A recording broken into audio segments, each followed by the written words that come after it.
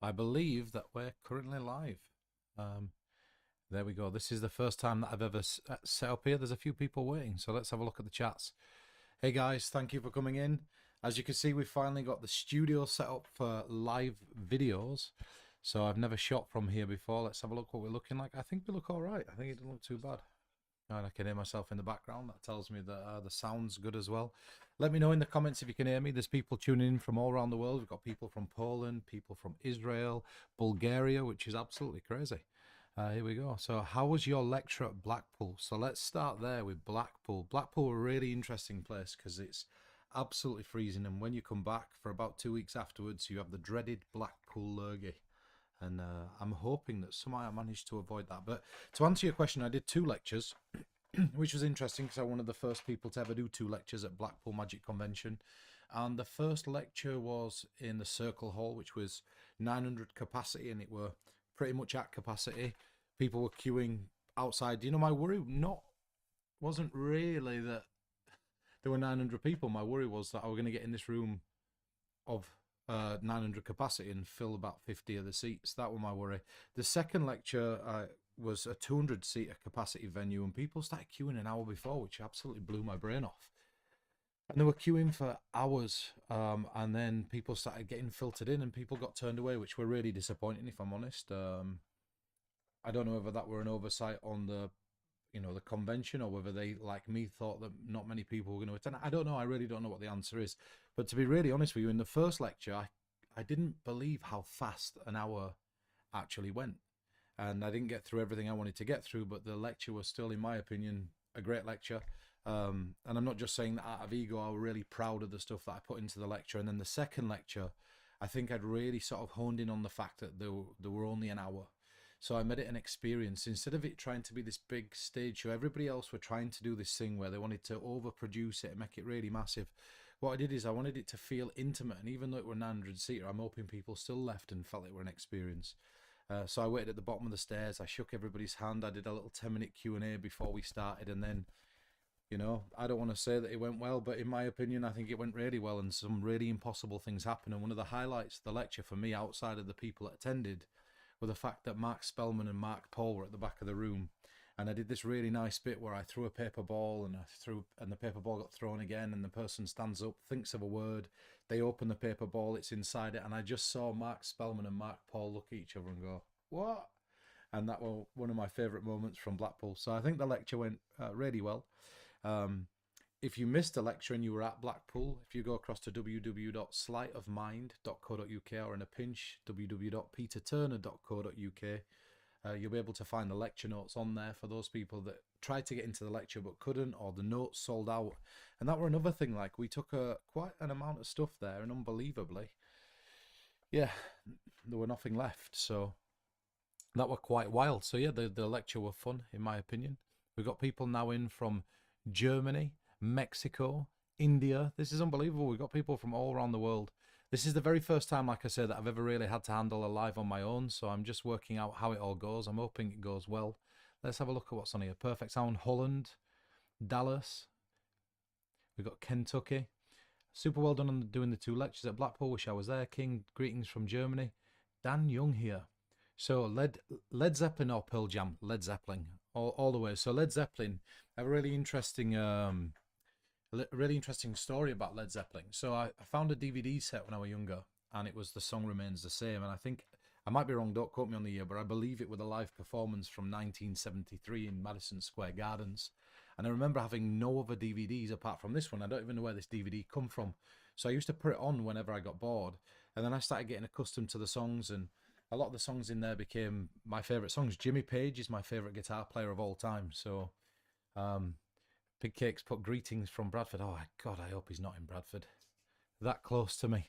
Magic Orthodox is tuned in. David, lovely to see you. Let's do something together. It's been a long time since we've chatted. At some point, will you do a lecture in Mexico? So, Isaac, I actually got asked to come back to the Enigma convention in Mexico this October. And that's something that they're trying to make happen behind the scenes. I think it's Alex and Hosa that arranges that. Maybe that's something that'll happen. It's not really something that I do so much anymore, lecturing. Consulting sort of consumed me for a long time, and then I sort of got out of that game. But I'm absolutely blown away by the amount of people coming in from different countries. We've got Denmark, we've got Dubai, we've got Azerbaijan, I think. We've got Hey from India, Pete. I got the Grail, but the stuff is too much and quite overwhelming to start. What's the best approach for the beginner to go through the content? Okay, so and that's from Pratik. So Pratik, the honesty is that if you're trying to take all of it in one go, you're never going to be able to do that, because that's a lifetime of that type of material put into one project. So the honesty is that watch over the performances and find the things that you really think stand out to you. And if there's one of them that just resonates with you for whatever reason, you just feel to yourself, do you know what, that's a little bit of me, then just take your time to learn that one piece. And then once you start to open those neurological pathways into learning that type of material, what happens is it becomes easier and easier and easier. And to be 100% honest with you, you know, you've got to think that just 10, 12 years ago, this sort of material wasn't really a thing. So I've had to learn this sort of stuff myself. Not only have I had to design it, which you might think, oh, it's easier to remember if you've designed it. It's not. You've just got to work it, practice it, and rehearse it. And I promise you it'll get easier and easier and easier. So a big shout out to you for tuning in. Hey, Pete, one of the Grail giveaway winners I emailed but didn't hear back. So crazy, just to talk to you, to let you know what's been happening there. I did get everything sorted out. So I put mail on hold for a week. And there's a reason I put mail on hold for a week is just before I went to Blackpool, I had some unfortunate news, and then I had people spamming my inbox about things that I couldn't cope with. It was just like they were sending me messages about packages that had gone out. I'd send them the photograph of the fact that the packages had gone out. I'd have to go out of my way to contact the shipping company, then take their photographs and then send them, and it wasn't enough, and then it just all sort of stacked up. So about a week before Blackpool, I just put a lockdown on posting stuff till I got back from Blackpool. I'm back now, so I better check in on that stuff. But don't worry, it is on the way. It's going to get with you. I promise you it's going to reach you and everything is going to be great. But thank you for checking in. Do you have any interest in Jerks' presentations where the performer part is replaced somehow? I don't quite know what that means. So if you can elaborate on that, that'd be great. Got Seth, how do you shoot great videos with interesting stories and plots around mentalism? Not your typical think of this and straight reveal, just like your phantom limb. That is an interesting question. So that's a hard question to answer if I'm not talking about the nuance behind what it is that I do. But I think it's a great question. So let's attack it together. If you want to know the real secret to doing that sort of stuff, if you want to know the real secret, this is it. Stay tuned. So in my head, I almost think to myself, where in the real world does this take place? That's the first question I always ask, right? That's the very first question I always ask. So let's take a confabulation, for example. When you think about the makeup of what a confabulation is, it's a box that's hung above a stage. There's often a chain around it. And I know I've talked about this in one of the last videos, but that box gets brought down, it gets opened up, and inside it there are predictions. So the first thing I do is I go, okay, in the real world, where do we have these type of boxes where we look at things that have occurred, you have to excuse the microphone, that have occurred before, and then look at them in a sort of nostalgic sense? And in my head, I go, a time capsule. So then I go, if I know the answer is a time capsule, so let's say that we now, and I'm just going to break this down my thought process. So if it seems a little bit scatty, it probably is. But when you see this come together and I've rehearsed it and really thought about all the nuances, it's a lot tighter. I sit there and go, okay, so a time capsule. So a general time capsule will be, we'll post toys from like 1970 and we'll reopen them in 2000 and we'll take a look at them, and generations that have come after us, they'll take a look at this stuff that we buried in there and marvel at how different it is. You know, you see these kids picking up VHS tapes and having never seen them before and thinking that there's some sort of weird box that goes into the side of a computer, right? So in my head, I go, that's great for a prediction. So I know that I'm going to meet somebody and I'm going to say to them, we're going to start, there's a hole in the ground already dug because nobody wants to see somebody digging a hole. And we have a box, and I try to find the most natural looking box that's going to be waterproof, that doesn't look odd and out of place. And all these things are things that I'm thinking about. Like, for example, the hole's going to be already dug. I'm then going to take this box. It's got to be a box that looks great on camera, but at the same time, it's going to be lined and waterproof. Then what can I put inside it? So I'll try to find that time capsule element. And it might even be just something like a tube, you know, where the end's screw-on, or a jar where there's a letter inside it that I know that can go inside there. And then I think, okay, well, how am I going to prove to this person that I could never unlock that? So then what I do is get them to set the code on, say, a lock, right? Now, in my head, that's the compromise. I know that the lock is the thing that I can mess with, and I can mess with the lock if I need to update what's inside there. And I'll say that for anybody that's watching methodologically, but there are much easier methods. So now I tell them, look, you can see this jar. Inside there are things that I believe are going to happen in your life over the next year. This is a forecast of the things that are going to happen to you. Now, I know you're the sort of person that believes that everything in life is a series of coincidences, but I don't. I believe our paths are mapped out for us. So then this gets screwed in, dropped in there. Can you just set a code on that padlock and lock it for me? And then change it so there's no way that I could access it. And then you see us throwing the dirt in there. Now, what I might do is I might take a GoPro camera if I were to film this and drop it into a hole, and I might know that I'm going to leave that GoPro camera there, right? And you might think, well, that's a weird thing, right? But or I might put it on a piece of string to get it back out. But I love the idea of the dirt going over the top of the camera in the first few, shovel loads of muck. And in my head, I'm painting the visuals of what I want to see. So now it gets buried, and then it jumps back above ground, and then I say to the person, we're going to meet in exactly 1 week before a year's out. 1 week before a year's out, we'll get in contact with each other. And then we'll meet at this exact spot 1 year from today at this exact time. And an array of things are going to happen in your life. Now, I'm not talking about things that I'll be able to find out, things that might be discussed on social media, but things that have happened that nobody would know. And then we meet up in a year's time, and that's a prediction of all the things that have happened in a year. So when you take a look at that formula, right, take a look at the formula of that, and then phantom limb.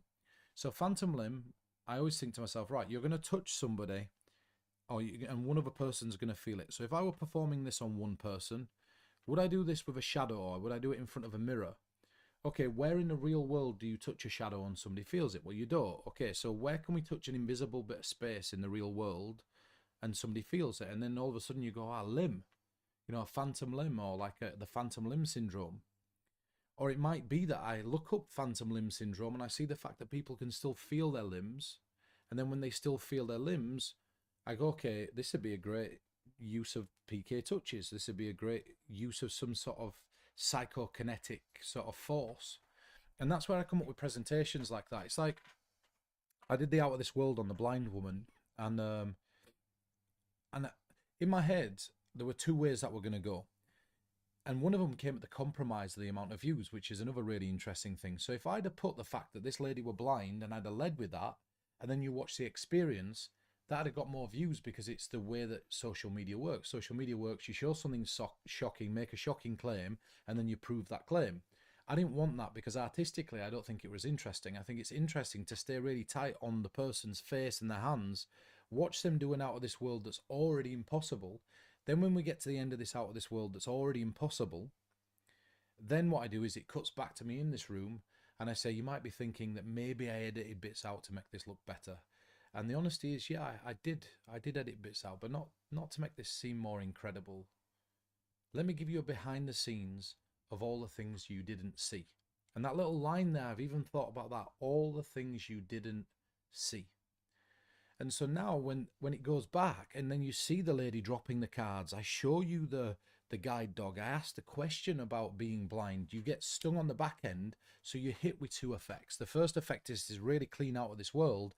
The second effect there is the fact that this lady's blind, and all of a sudden the feat becomes more impressive, but it has an extra layer, right? It has that extra layer that we're missing before. So to answer your question, the very first thing I do is I just ask myself, where would this appear in the real world? What's the metaphor? Like, what's the metaphor? Like, I've got a video that's coming out soon, and I'll share it with you right now. It's not been aired yet, and it's not finished yet. That's why it's not been aired. But there's an expression in English, and I don't know if it happens anywhere else around the world, but it's, you almost don't know a person until you've walked a mile or lived a mile in their shoes. So you've walked a mile in that person's shoes. So I literally shot a video, and this is what the video looks like. I meet somebody at random. We've just met on social media. I go and I've got a box in my hand, and I say to them, would you mind putting these shoes on? So they put this pair of shoes on, and then they walk a mile around a track, and whatever thoughts come into their head, they just let them come into their mind. We stop, we sit down, and I ask them, what did you experience? And this person starts to get a little bit emotional and starts explaining things that came into their mind, but they don't know why, and it felt like a release of energy. Now, as soon as that happens, I say to them, take that left shoe off and take the sole out. And they do, and inside it's a letter from the owner of the shoes, and they take them out and they read it, and it's all the things that came into their head whilst they were walking a mile. But then I say to them, can I borrow your shoes? And then I borrow their shoes, and then that gets given to the next person you see in the experiment who walks a mile in a cityscape. So now that person picks up on the details from this person's life. But just that metaphor of walking a mile in somebody else's shoes, I think is really beautiful. If you check out my Burglass documentary that I just dropped, you see me perform the perfect version of the Burglass effect, but then I talk about how it felt disingenuous, and it did, because it didn't belong to me. And then you see what I do with it. You see where I take it. You see, and the honesty is, if I'm going to be 1,000% honest with you, when I made that video, I always felt that the Burglass effect were a little bit of a disingenuous effect for me, because again, it's not called the Turner effect. And so I created a version of it. And then when I created that version of it, originally it was just going to be the version that you saw. I won't tip it if you've not seen it. Go watch the Burglass documentary at the end. But what I did is I went, okay, what's the story from that point to this point? And then I remembered what David had told me. If you want to be original, you've got to go the extra mile. Well, I traveled thousands of miles to go film the end of that. So it made sense to say that line and put that line in. And all of a sudden now, by starting with the story of how I met David Burglass and I saw the Burglass effect, right up until you see me perform a perfect version of the Burglass effect, then I had the controversy of the fact it doesn't belong to me, which is a hero's journey. And then you see me go, travel, and find something that truly originally belongs to me 5,000 miles away. And I've had to go 5,000 extra miles just to make it feel like it's mine. So that's how you string the narrative together. So first ask yourself, where does this appear in the real world?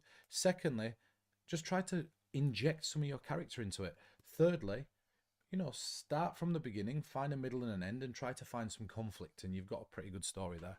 So let's have a little look. Wow, it's absolutely crazy, the amount of comments that have come in. Let's have a look at this. Philip, well, thank you for coming to the lecture. Mark Paul's a genius. If you've not looked at Mark Paul's work, go check it out. Let's have a look at this. What does it take for you to help to consult on a stage show? So this is Get Lost Sailing and Powerboat Training. Just reach out to me. If you go to peterturnermind@hotmail.co.uk, contact me. Now the thing is look, I now work on a day rate. And the reason that I work on a day rate as opposed to an hourly rate, I don't do hourly rates anymore. I used to do. But the problem is now, if I take an hour or 2 hours out of my day, then what happens is I lose a full day rate somewhere else. So it's a lot easier to contact me about day rates. And it also depends. I'm pretty reasonable. If it's something that you're doing and you can't afford a day rate, but I can help you in some way, I'll always do my best to help you in any way I can anyway. It's not about the finances for me. The thing is, I can't take any work away when I've already got it blocked out. So it's about finding a time that suits both of us in our schedule in a timely fashion. So just reach out to me at my email and let's talk, let's discuss it. If you're doing a show, you're planning on going on Britain's Got Talent, America's Got Talent, a chat show, TV show, live shows, I've worked on pretty much everything. And if you want to ask me about the things that I've worked on and you're genuinely doing something, I'm happy to help you by directing you towards the things that I worked on so you can see what my work is. And I think you wouldn't believe actually how many things I've actually worked on. In the last month alone, I've worked on 2 or 3 stage shows. I've got an offer for a new one. I'm working on a brand new one, just come off the back of a full television series, television show, and that's now turning into a series. So I'm working on a lot all the time. Let's have a look at this. Great to speak to you on Saturday. I'm the guy who did the impression of you on YouTube. Do you know what? That was honestly one of my. If you've not seen that video, go check it out. There's an interesting video where somebody got dressed up as me, blacked their arm. It's just sick. It's a great video. Love the mug. Yeah, these mugs are not available. I got this as an early Christmas present. In fact, the first time Pig Cake were around at my house, this got sent in as a gift, and he opened it up without asking. And if you can hear somebody coughing off camera, that's him. He's dying from the incense sticks. Do you find that a lot of your older releases pale in comparison to your newer releases because you found better methods? The honest answer to that is yes and no. The honest answer to that is yes and no. Now, you've got to remember that the older methods that I use were the foundations upon which the newer methods are built, or the older presentations were the foundations on which the newer presentations are built. And there's always a place for those. And I think the problem is that a lot of people look back and they regret what it is that they've created. And I'm very honest. Look, I'll look straight into your eyes and tell you, in the past, I've created some absolute stinkers, but not because they were absolute stinkers at the time. It's just there were no other methods available. So think about this for a second. Magic and mentalism, in terms of its methodology, had not moved on very far from the early 1900s, and it's still not, like, it's not massively progressed. We're still using a lot of techniques that were used back then, but things become accessible a lot quicker, principles became available a lot quicker, and a lot more people became interested in that type of mentalism. So therefore, little principles like Michael Murray's cups principle became available. Restricting without restricting became restricting without seeming restrictive became a thing. Looking at the confirmation principle became a thing. We focused on principles and methods, and because of that, when we all got together and we started to have an almost hive mind as a community, it made it really easy for earlier methods and earlier presentations to be better than they ever were before. But I still go back to some of those now and I look at them and go, what was it that we're missing? And in fact, on my phone, if I were to go through, I've got a book called Dare to be Bold, which was one of my very first books that I ever released. I think it was my second book. And I have Dare to be Bold 2022. Not that you'll be able to see that, but I've written the full book out again back in 2022. And I thought to myself, do you know what? At some point, I might look at releasing elements of that. But I often go back to all that old work and think sometimes, how would I do that now? And I mean, that were 3 years ago, so it's unbelievable that I've not really looked at that since then. But I do that with everything. I look at everything that I do. I don't class myself as a magician. I don't class myself as a mentalist. I don't class myself as an artist. I class myself as a problem solver. I look at the things that I think are discrepancies and problems, and then I just solve them. And more often than not, that goes back to what I just said a minute ago about creating narratives and story. So yeah, there we go. Let's have a look at this. I'm starting mentalism and I'm about your how to read minds 1 and 2 and how to control mindsets. What are your 5 main advices for learning and performing your stuff? So performing my stuff, there's a lot of it that's very easy. So I'm going to let you in again on another little secret, and it's something that I purposefully do. And it's something that I think is really interesting. The greatest trick that I ever pulled, the greatest effect that I ever managed to pull off, is to convince people I'm doing things that are really bold. And I'm not. And don't get me wrong, there are bold elements in some of the chances that I take, but a lot of the methods and techniques that I use are really easy. And when I'm presenting something, whenever there's a moment that the actual move is taking place, if you go over my methods, there's a pattern that you'll find. And the pattern is that I hide the method in the seemingly most fair bit. So if it's with a deck of cards, for example, the method will be occurring when the shuffle's taking place. So in your head you go, there's no way anything could be happening there because this is the fair moment. And then in the bit where nothing's happening, where there's like dead time or space in the routine, that's when I'll pretend I'm doing something. So I make out like I'm doing something in the bits where I'm actually doing nothing. So when you focus on those bits, you go, oh, he's taking ridiculous chances there. I'm not. I've already taken care of and boxed off what I need to box off. So my advice is this: if you're first learning my stuff, pick something really easy and just present it at its most basic level, its most basic version. If it's something that's like somebody writes something down and you're going to reveal it, just start like that. But I think there's a bigger piece of advice that I can give anybody who's starting mentalism here, and it's one of the best pieces of advice that I never got. It's one of the greatest pieces of advice that nobody shares. If you go online now, try it. Just try this out. Type in, where should I start as a beginner mentalist? And you'll get similar answers. Go look at Bob Cassidy's 39 Steps to Mentalism. Go see 13 Steps to Mentalism. Go get practical mental effects. And I think whilst that advice is very valid, I think that it's wrong. And I think that it's wrong for a reason. A lot of the methods in that stuff are outdated and they won't suit your character. That's not to say that you shouldn't read them, because you should.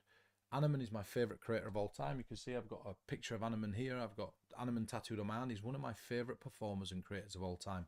But here's the piece of advice that I'll give you. Mentalism is all about the dress, and it's all about the conviction of the character. So take what you're already doing and just dress it as mentalism for now. I'll give you an example. If you do a chop cup routine, you know that you put the ball in your pocket, and that's already a mentalism-esque game. So instead of making it appear back under the cup and making out like it's a magic trick, turn it into a piece of mentalism. You say, oh, there's this really easy game that I want to show you. All you have to do is guess whether I've actually put the ball under the cup or not. And then write a prediction out. You know that out of 5 times, 3 times you want to get it right. So you get it right 3 times, you lose 2 times, but they open the prediction and you've predicted exactly, or forced exactly, which games are going to come true. And the same can be said for things like vanishing AirPods. You know, any magic trick that you're doing, just dress it as mentalism. If it's a pick a card trick, instead of flipping it out of the deck and finding it, kill the ending and learn how to begin to gain some credibility in your character for revealing it. Look at them, pretend you're having a hard time finding it. Talk about the things that people find believable. And like I've said in the past, if you're 13 years old, I had somebody come up to me the other day who was just 13 and say to me, how do I make it seem like I'm a credible mentalist at 13? Nobody's going to believe I can read body language. Well, that's exactly what you want.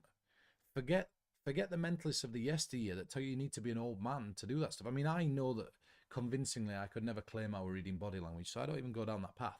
But what I do is I take your phone out, record yourself at the start of the day at 13 years old, look into your camera and say, today I'm starting my journey as a body language expert. Right now I'm a complete novice, but we're going to go out. I've been learning techniques for the last 28 days, and we're going to see if we can just guess things that people are thinking of. And film you getting like 3 or 4 of them right and then 1 of them wrong. And then keep filming. Find a couple of videos, cut things together, then do the same at 14, do the same at 16, do the same at 18.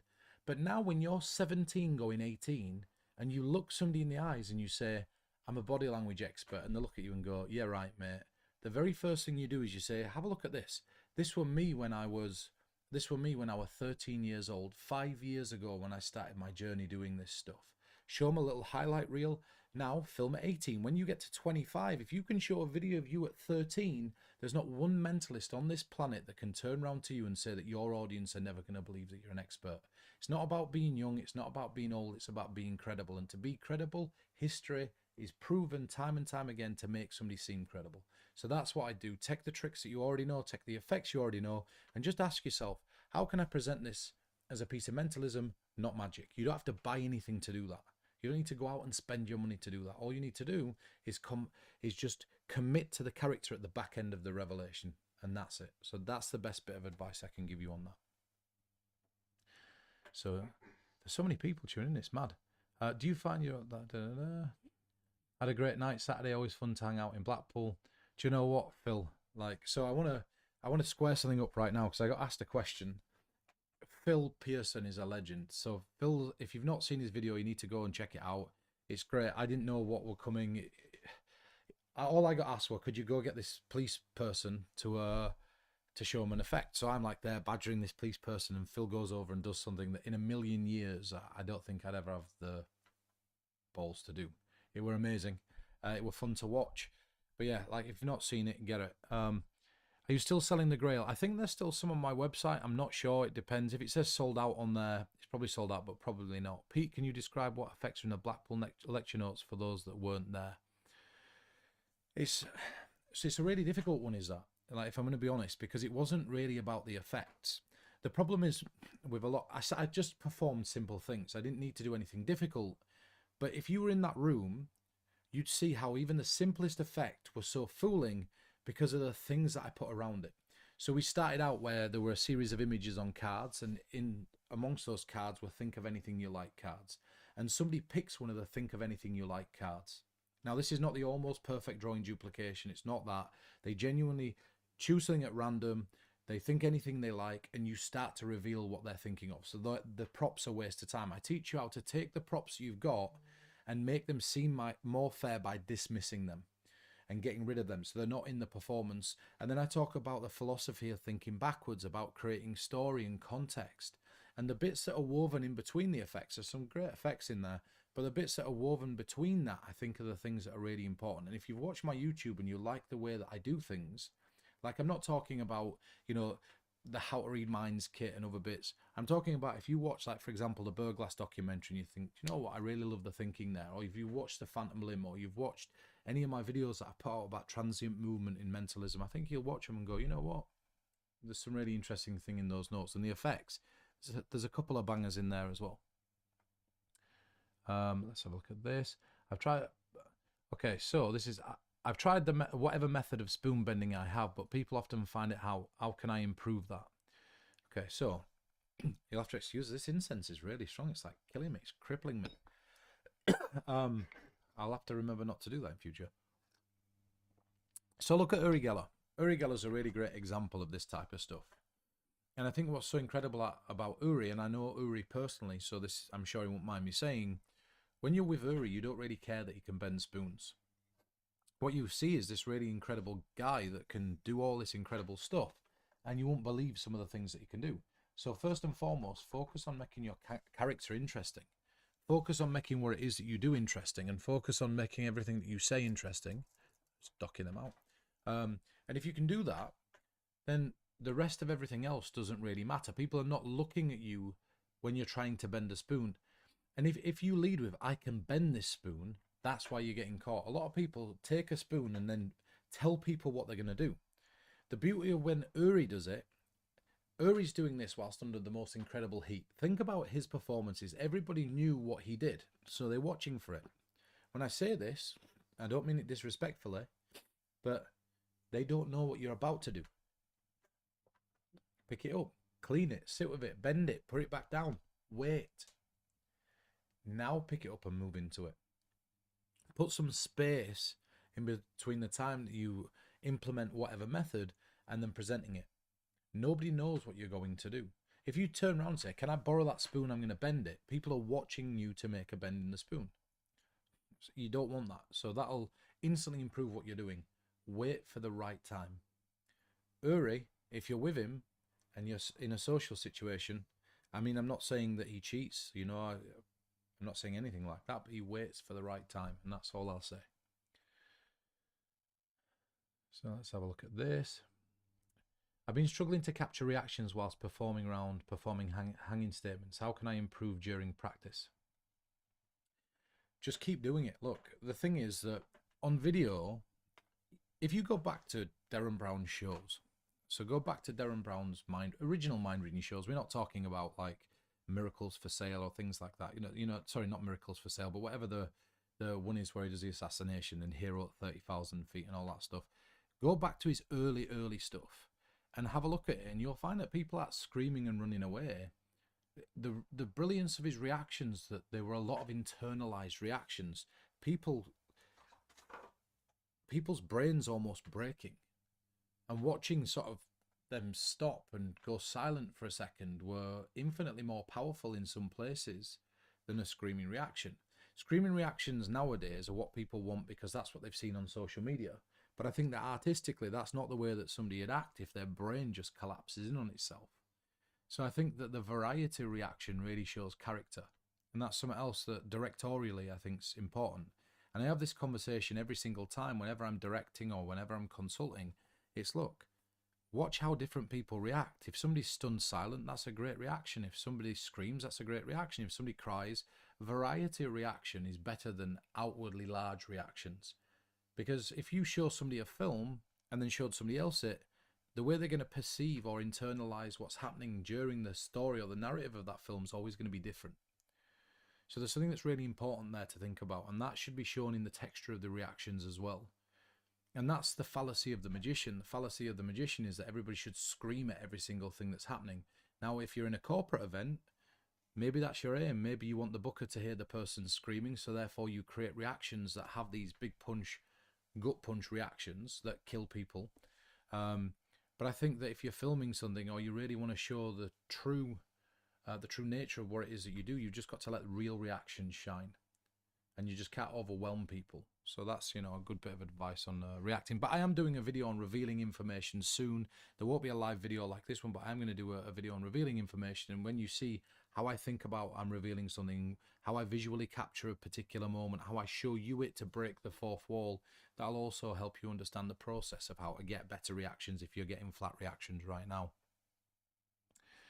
So, I hope I'm pronouncing this right, but B. Boyerden. Hi Pete, long-time fan and student here. I want to ask your advice about releasing my first original mentalism effect. It's very direct, hard-hitting, and different from anything else on the market. I filmed a couple of live performances and I've written out a full ebook of explanations. Okay, so send it to a few people, but one thing I will say email yourself first so that you have a version of it that's timed and date stamped. And the reason I mention that is because what will happen is a lot of material you might think to yourself is truly original. And if somebody's working on concepts all day, every day, some of the times what's going to happen is that you're going to send that effect over and it'll be very similar to something that somebody might have worked on. Now, if they can show you proof of that, and that's happened, there's times when I've been sent effects and I wrote those effects up in 2009 and never did anything with them. And it wasn't just that I had them in the Notes app in 2009. I've sent them to the likes of Kenton Nepper. And Kenton told me, it just isn't good enough, or it's not great. Or I sent them out to people like, in the early days of my career. And I could say, look, you can see these emails. If you want to contact Kenton, you can. You have my blessing to do whatever you want with it. I never did anything, but it would be really nice to acknowledge the fact that this is something that I've looked at before. The more people that you contact, the history of this type of stuff's important. So if you want to send it to me, I'm happy to read it. Testimonies, I can't promise you right now I can give you testimonies. And that's not me saying, oh, well, I'm not going to give testimonies. It's very difficult. Similar to something that somebody else has done, and I give you a testimony, and then you continue to press on with that product even after I've given you a testimony and use me as a driving force to sell it, then what happens is it burns bridges between me and the other person that's involved with releasing it before. So until there's a due diligence done on actually looking for the history and the crediting of that, it's not something that I'll be able to instantly give a testimony on. But if it is different, I'd love to look at it, I'd love to read it, I'd love to discuss it, and I'll be able to point you in the right direction from there. But, if you think you've got something that's truly original, reach out to Murphy's Magic, reach out to Penguin. I've got emails from Penguin Magic when I first joined this community, and they completely ignored me and told me they weren't interested in my stuff. And then 10 years later, they wanted to buy the thing that they weren't interested in 10 years before. So also time's a factor, but I hope that sort of helps.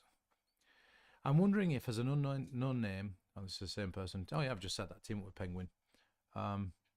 Thanks for doing the Q&A. I appreciate all the mentalism you've provided to the community. My question is, in the video and the scene, I don't know where all the chat's just gone. Wait a minute, here we go. The computer just bricked itself then, so just give me a second. I'm just going to go back up to the top and scroll down. It said my mic's cutting off? Yeah. Okay, so let's have a look at this. My question is, in the video scene, you do want to experience something profound, or what the method is. So that's standard. So on this channel, I share very few methods. I talk about methods that are easy for people, that are reachable methods. The method for that, okay, he's just checking the sound. So if you can hear somebody rattling about in the background, dropping stuff, coughing and acting like a goat, that's Pig Cake in the background. He's doing a Black Death right now. But yeah, so the method to that, Stan, is not something that's published.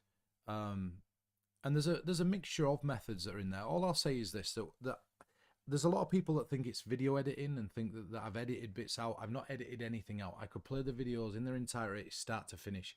And the only reason I didn't play them from start to finish in their entirety is because they wasn't very appealing to look at.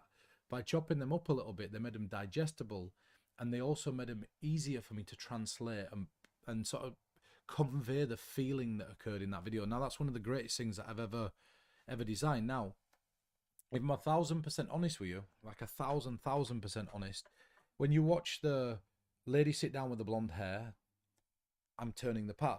When you watch the lady with the dark hair, I'm turning the pad. The first performance of that on day one, I actually were going to people, do you want to sit down? So the girl with the short blonde hair, the woman with the short blonde hair, I'd said to her, do you want to sit down? And I'd asked if she wanted to sit down. I said, we're just going to look at each other. So the beginning of that, after day one, reviewing that footage, her reaction were amazing. The experience for both of us were amazing. You could see her lip going and everything else. But the front end of that were changed because I changed it the second day and it didn't really reflect the rest of the performances. And there's a load more, but I just never cut them in there. They were the ones that I saw and I thought were the best. One thing that I will say that's really freakily interesting with that video, and if you don't know what we're talking about, what we're referencing, there's a 25-minute mentalism episode on my channel where you'll see me performing mentalism on the streets in different environments. And one of the pieces is, what would it be like to read a mind for the first time? And I watched these really interesting videos of deaf people hearing for the first time, and it blew my mind. It like blew me away. The reactions on that, they freaked me out watching it back. And not because they're crying or they're upset or emotional. Watch the reactions back. It's so weird. It starts out, they're sat there, And then you see that their lip, they sort of bite their lip. And then the next one bites their lip. And then the next one bites their lip. And then the first one says, oh my God. And then the second one says, oh my God. And then the third one says, oh my God. And then you watch, there's a smile on each of their faces. And then the smile changes to a sort of more stern, serious look. And then all three of them, piece by piece, just let go. It's the strangest reactions that I've ever had to anything. And the power there of silence really made the feel of that routine different to anything else that I've ever done in my life. And I realized there and then it's not what you say, but how you make somebody feel that, you know, makes a good piece of mentalism. So yeah, my phone's somebody just said that the audio's cutting out. Reese has just sent me that. So is that okay? Is it better? Are we back? All right, okay. Let's have a look at this. No, there's no bone conductor. There's no bone conductors. There's no directional speakers. In fact, the first time that it's the second time I played with directional speakers in the past, but the second time was just the other day. I hadn't used any directional speakers or anything like that. And even if there was some sort of bone conductor, which there's not, I don't think it'd really get the reactions that I got. Carl, will the Grail really be your last Propolis mentalism release? I'm not. The thing is this, I'm not particularly interested, if I'm 100% honest, in Propolis mentalism. It's one of those things that I think if you purposefully choosing to do a piece of mentalism because it doesn't have a prop, and that comes at the cost of a good presentation, I think that you're making a mistake, right? So I just wanted to put a close on that door, that chapter of my life. I were obsessed with it for a long time, and I, for a long period of time, said to myself, do you know what? Propolis is the way. It's the only thing that I want to do. And then I realized that that's not what I'm interested in. What I am interested in is film. I'm interested in story. I'm interested in narrative. I'm interested in the journey from A to B. I'm interested in making mini documentaries. I'm interested in finding ways to inspire myself to stay interested in this stuff. And that sounds really stupid, but because I'm a student for life, a lot of this stuff becomes monotonous. Think about it. Think about mentalism from the 1900s right up to whenever. It's always take this, write something down. This is what you're thinking of. There's 3 chairs. Change your mind between these chairs. Sit down. Look, I predicted the chair you were going to sit in. And I've never really been interested in, you know, that sort of stuff. It's never really been me. And I sort of shoehorned myself into it and thought, if I'm going to compromise and do this stuff, how can I do it with nothing? And I learned that area, got better and better and better at it. And then I just went, you know what? I want to close the door on it to focus on things that are meaningful. Like, for example, a chair test. I'm more interested, like the TikTok generation we're living in. We watch 10-second videos. We watch 30-second videos. So how long could somebody sit doing nothing? So imagine giving somebody like an envelope and saying to them, can I stop you for a second? I'm carrying out a social experiment. I'm going to give you this envelope. I want you to sit down. And as soon as you sit down, just time yourself. Don't do anything. And the moment you get bored, stand up. So they get bored at 2 minutes 32, they stand up. And they open the envelope, and then it gives them a character reading. It says at the end, you know, you will stand up at 2 minutes 32. I think there's something more interesting in that. So I'm more interested in the story, the narrative. I'm more interested in all that now. And I don't want to sort of focus on method, and I don't want to focus on not doing something with a prop or without a prop. I just want to do what's best. I want to do what inspires me. And right now, the honest answer is, yeah, I have closed the door on that. But if I do come up with something that I think is incredible, that I think outweighs the statement that I made, then maybe, who knows, I might at some point want to share that. But is the Grail still available? It might be on the website. Will your A-can performed on Pigcake in the last video be released?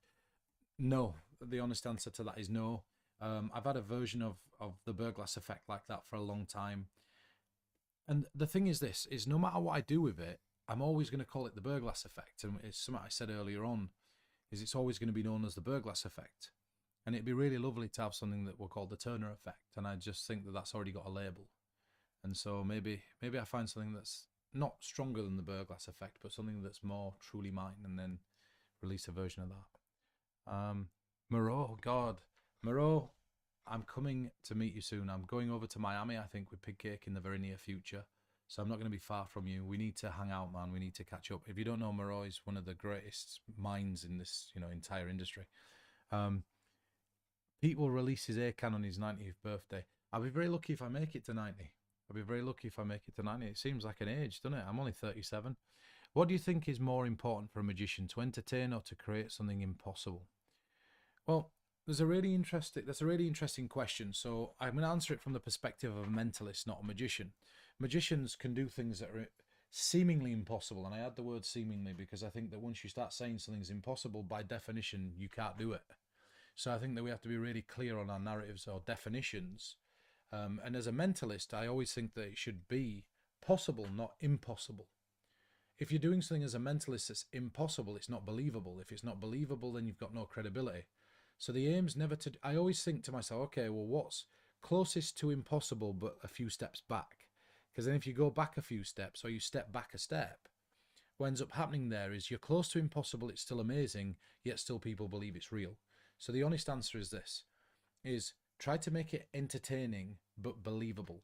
If it's going to be impossible, then for me it's just something that I'm not interested in. I'm not interested in it because it's not believable. It doesn't feel believable.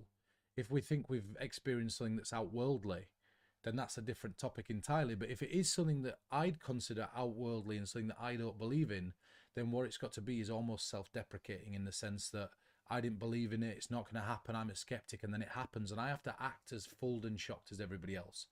And that's a lot more difficult when you're acting, because then there's also another area or another bit of compromise where you could be foiled and you could seem disingenuous.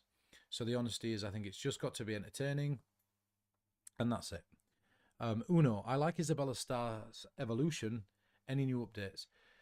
There's lots and lots of new updates to stuff. Everything that I'm doing, I'm constantly refining, but the honesty is, when those things will see the light of day, I don't know. I don't think Isabella Star will, because, again, I got so obsessed with that plot. I did a Reese Goodley, and if you know Reese Goodley, got obsessed with the travelling plot, and it's never good. It's never good when you get upset. Reese will tell you that. That's not me speaking out of turn. Reese will tell you that when you become obsessed with a particular plot, it consumes you. And there's only so much that I can share on the star sign and date of birth sort of plot. Will you ever do a video on billets? I'd love to see your subtleties on Bush's billet. If you do not know Bush's billet, please check it out. Bush's billet is an incredible, incredible series of billet techniques. P. Concours is my favourite billet book of all time. I used to talk to Richard during the Big C, whenever we were all locked down. And what happened is that we lost contact for whatever reason. And if I could do a masterclass with Richard Bush, it'd be the only time that I do a full thing on billets, I think. But Richard would have to be involved with it. And it might be something I can talk to Richard about. I know Richard's working on something called Peak Supreme or Peak Supremes. I don't know if it's Supreme or Supremes. Richard, if you're watching, I apologise for not knowing exactly. But that's going to be the final word on that stuff. And he's a giant whose shoulders that I stand upon, but I could never quite touch him when it comes to that stuff anyway. Bam Bam, God. So I went to school with Bam Bam. It's one of a good friend of mine. I've known Bam Bam for many, many years. Let's catch up soon. Let's catch up soon, bro. Great to meet you guys. Blackpool was awesome. It was fun. I need to redesign my mentalism show and look for a fun opener idea, but without pre-show, more people get involved from the audience is better. It depends. Again, it depends. Remember, like, you can have a lot of people involved in something without being involved. And if you wonder what I mean by that, think about this for a second. Think about watching a game show on television at home. You're not there playing the game on the stage, or people are not watching you at home, but you can't help yourself but become involved. And if your mentalism's great, you don't need to involve an entire audience. You need to involve one people, but inspire people to involve themselves. And that's a really interesting way to look at it, because if you can do that and you could directorially make it so that people can't help but involve themselves in the process, then they're involved anyway, right? They're involved anyway. And then you don't need to think about rewriting it. You just need to find ways for people to naturally want to insert themselves. So let's have a look at this. Presentations where you're not appear to have any powers, I guess. Presentations where just weird stuff is happening around you and maybe you're as much a participant as the participant. Great point. That's exactly what I'm saying. Sometimes when it calls for it, you need to be a participant as well. So, for example, if you're doing something that involves deja vu, or you're doing something that involves reliving something, or you're doing something that's completely impossible, then I think you need to be as shocked as everybody else, because the world's unfolding around you, a narrative's building itself that's greater than you are. Imagine, for example, that we take Harry Potter. Imagine that Harry Potter knew the outcome of everything before it happened. If he knew the outcome of everything before it happened, then there'd be no point for watching the film. There'd be no narrative. There'd be no story. Now, one interesting narrative that I always thought was something that I was going to try out, that I thought I never really got round to, is the plot of The Matrix. If you look at the Oracle actually tells Neo that Neo's not the one. I'm really sorry, but it's not you. So as a viewer, there's an Oracle here who people in this world visit, who's got more ability than anybody else, tells Neo, you're not the one, I'm really sorry. Morpheus doesn't want to hear it. He just wants to see for himself. But the beauty is then in that it turns out that Neo is the one and that the Oracle were wrong. But we start the film out believing that Neo's not the one and that this is just another failed endeavor on Morpheus's part, right? And I think that's interesting as well. Sometimes when everything's stacked against you and it's wrong, this has not happened, something's gone wrong, and then in true style it goes right. It's almost a hero's journey within a hero's journey. And when I look at it now, that's probably the purpose of it, is that inception. You know, the picture within picture within picture within picture within picture that's a continual loop. And I think that's interesting in itself. Did you write Attic Salt and what's it about? I did write Attic Salt. So when I wrote Attic Salt, the idea behind Attic Salt, so Attic Salt translates to ancient wisdom. That's what it means. It's also a woman's clothing store if you Google it, which I thought were hilarious. But it means ancient wisdom. Salt used to have a value. It used to have a marketable and transferable value, and it meant salt upstairs or of the mind. And I'm going to tell you something now, and this is the most hilarious reason why I changed the name on the front of the book. I changed the name on the front of the book because the very first 10 copies that ever got sent out were sent out to the people that hated me the most. So I sent it out to the people that had said bad things about me, professionals that had said nasty bits about me, professionals that said my stuff's crap, and I sent it to them. And I got 10 glowing quotes that I never published, I never promoted. But I thought it were interesting because then I realised at that point that those people don't hate my material, they just don't like me. And that's all right. But I knew that I wasn't wrong. And that's why it got written in another name. And then when I published it in my name, I think those people also realised that I knew that they didn't hate my material, they just hated me. And that were the best dynamic to have, because it were like fooling these people that, you know. So that were the reason for calling it Attic Salt.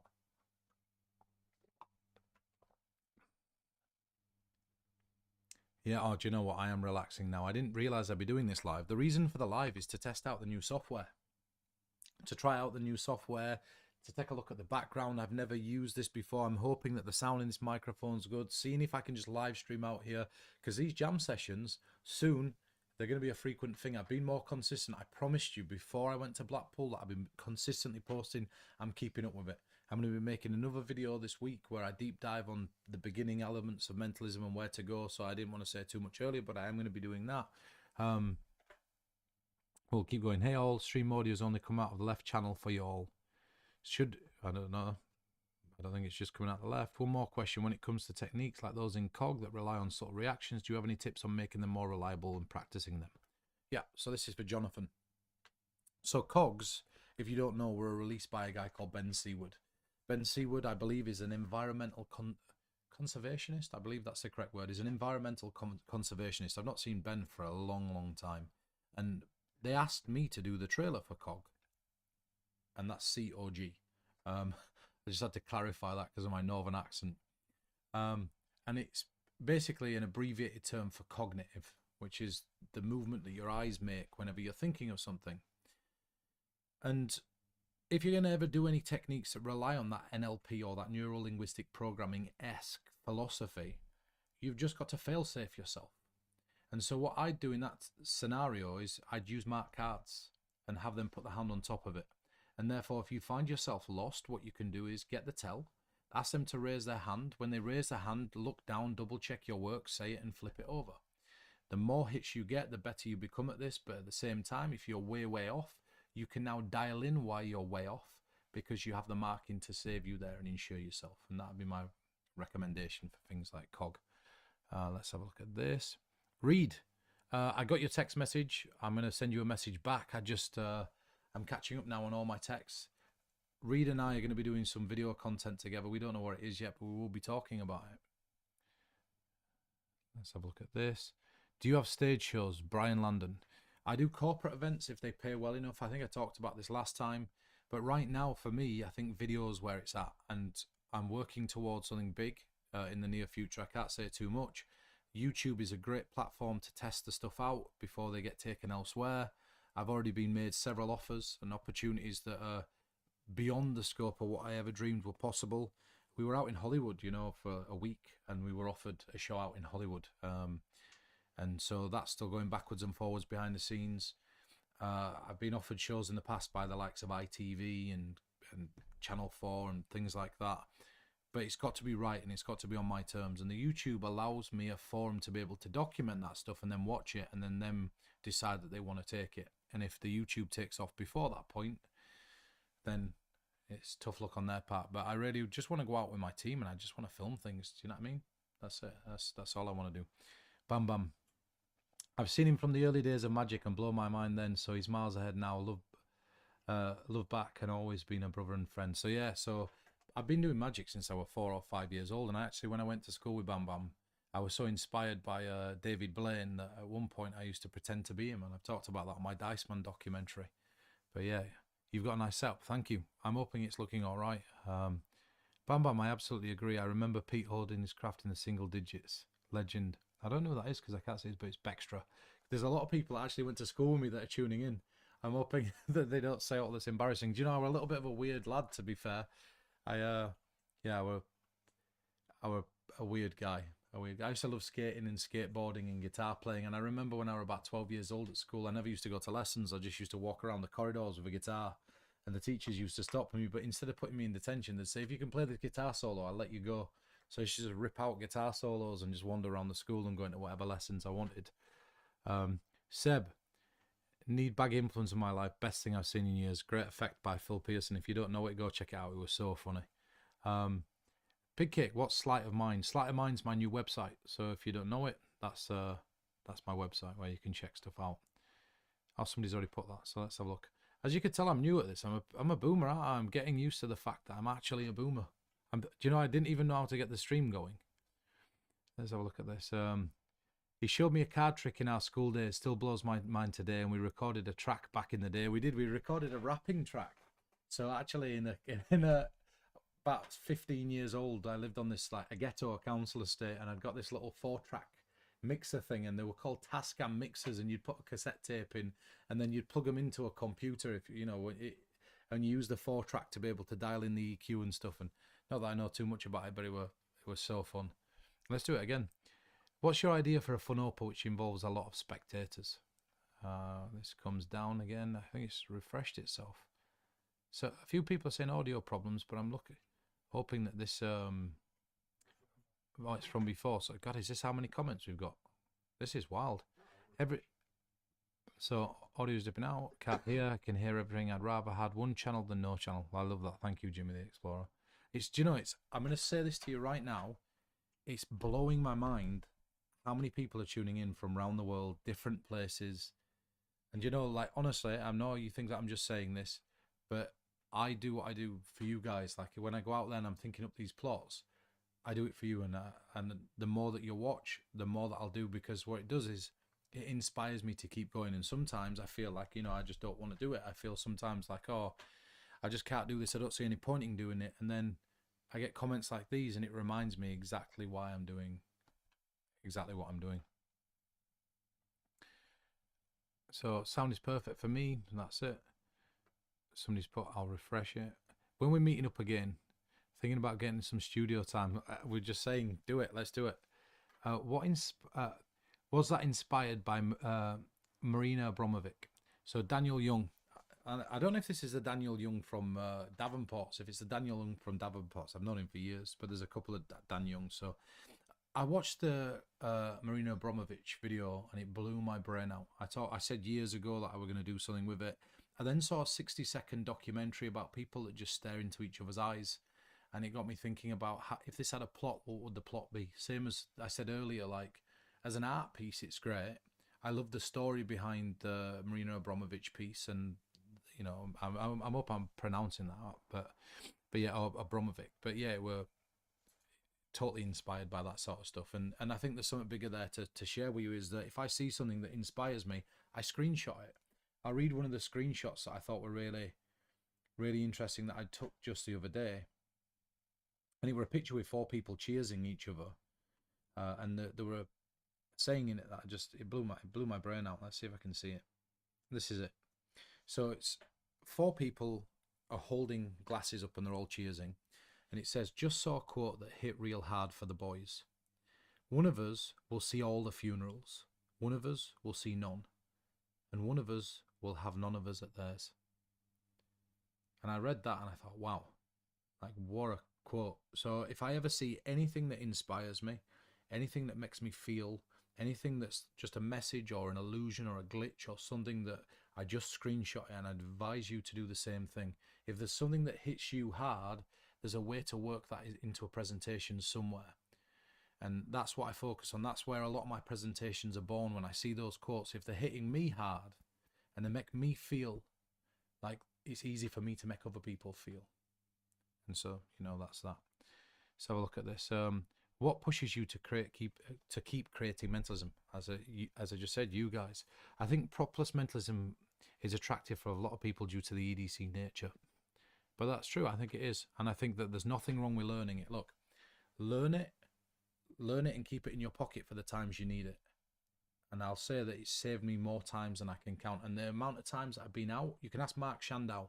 If you look at Mark Shandow, author of Harper Crown 1, Harper Crown 2, and a lot of other incredible effects, ask Mark Shandow, if you see him in person, about the time there were a queue of people round the corner holding their palms out for me to give them a palm reading and tell them the star sign. On a night out, I can't get round the corner sometimes because of things like that. He'll tell you that story. It's mind-blowing. So prop plus stuff can be incredible, but it's just knowing when to use it. Quinton Bertrand, how's it going, bro? Leo, good evening. Let's catch up soon. I've tried to piece together your handling of Bush's billet using videos of you doing it and Bush's writing, and it's been a struggle. It is a struggle because there's a lot of subtleties and nuance to it, where mine differs from Richard's, and the way that I look at it and look at the information, the timing's slightly different. It starts out in the Animan grip, which is obviously published by Richard. He was the one that coined that term. Animan were the one that did it. If you've seen the classic Animan picture, there's a lot of nuance and subtlety to it, and the way that I eliminate specific quadrants of the billet, the way that I have the outside sign so that it can only be folded one way, are all things that are original to myself. Take into account Richard's technique and then add my timing and subtleties, and, you know, that's that. What happens when the act seems believable? It depends what you're striving for. You know, Max, if you're striving for it to be believable, then great. You know what I mean? If you're striving for it to seem like it's something, then it's something. But it just depends, doesn't it? Because I'm a big believer in that you are not what you claim or profess to be. And I've said this a number of times. I said it in my lecture over the weekend. You're not what you profess to be. If you try to claim that you're a psychic, you're not the one that decides that. If you claim you're a magician, you're not the one that decides that. And I'll give you an example. If you say to somebody, I'm a mind reader, and the person believes you're a con artist, no matter how much you try to convince that person that you're a mind reader, the more they believe you're trying to con them.